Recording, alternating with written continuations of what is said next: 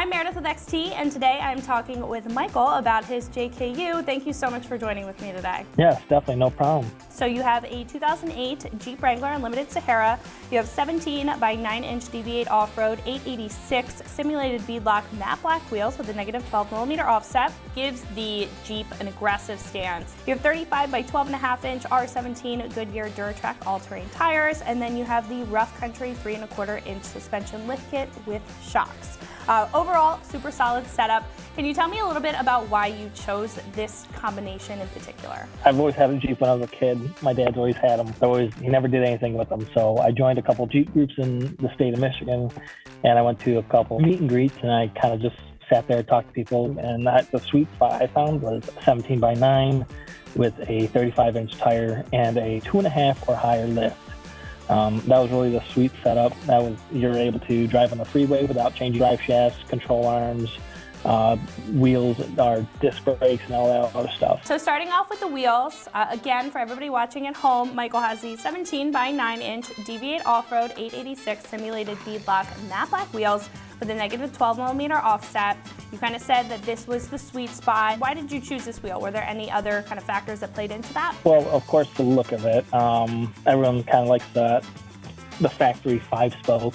This is definitely more than the 5 spokes, but it's also that simulated beadlock. If you can't afford beadlocks, at the time I wasn't able to.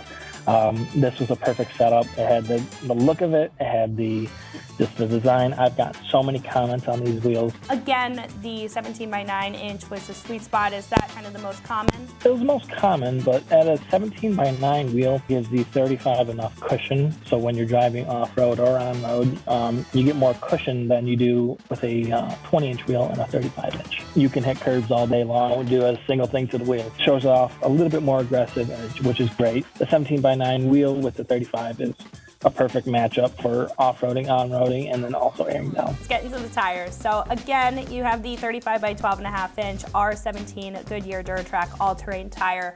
Why did you choose that one? What kind of pushed me to the Goodyear Duratracks is American-made tire, of course, and then also really price point was it, but I also did a lot of research with them. With the research, I looked at how long do the tires last, of course, the warranty, tread pattern, durability, to price, to the look of it, the aggressiveness, and everything to it too.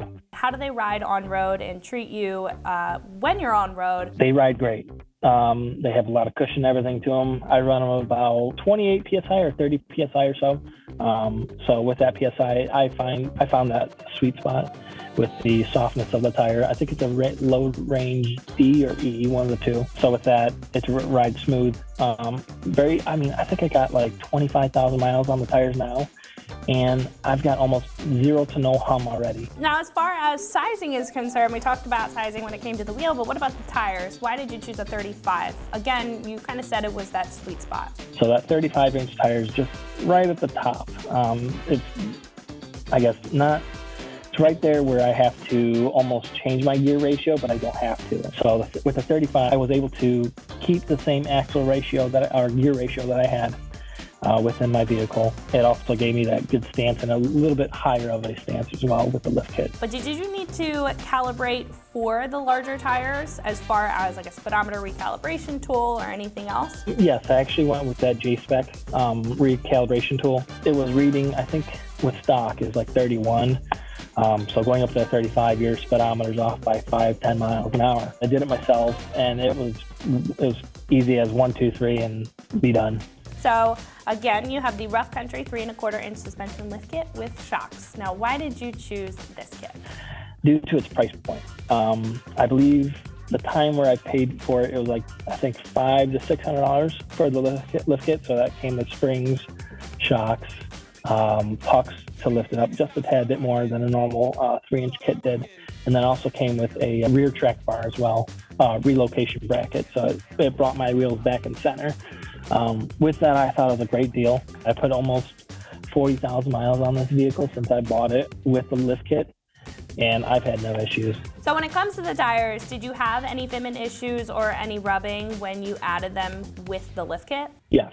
If you have a stock vehicle, of course you have that big giant plastic bumper up front, and then you have that wind dampener underneath.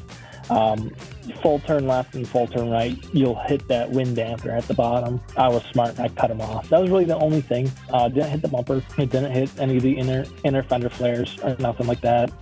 Inner fender liners, fenders, or nothing like that. So we were pretty good. If you were to go back and start from square one, would you choose the same wheels, tires, and suspension, or would you approach the build a little bit differently? I think I would approach the build a little differently. I would have probably kept with the rough country lift kit, just because just knowing it treat me well. But I would have changed out the shocks, because shocks are everything. I would have went with the either the Fox 2.0s or the Bilstein shocks. So that's actually what I'm looking at right now, is to swap out my shocks, just because it's going to start to become my daily driver once again. I want a little bit more smoother of a ride. So again, you have a 2008 Jeep Wrangler Unlimited Sahara, the 17 by 9-inch DV8 off-road 886 simulated beadlock matte black wheels with a negative 12mm offset, gives the Jeep an aggressive stance. 35 by 12.5-inch R17 Goodyear Duratrack all-terrain tires, and then the rough country 3¼ inch suspension lift kit with shocks. Again, thank you so much for joining with me today, and for more videos just like this, keep it right here at ExtremeTerrain.com.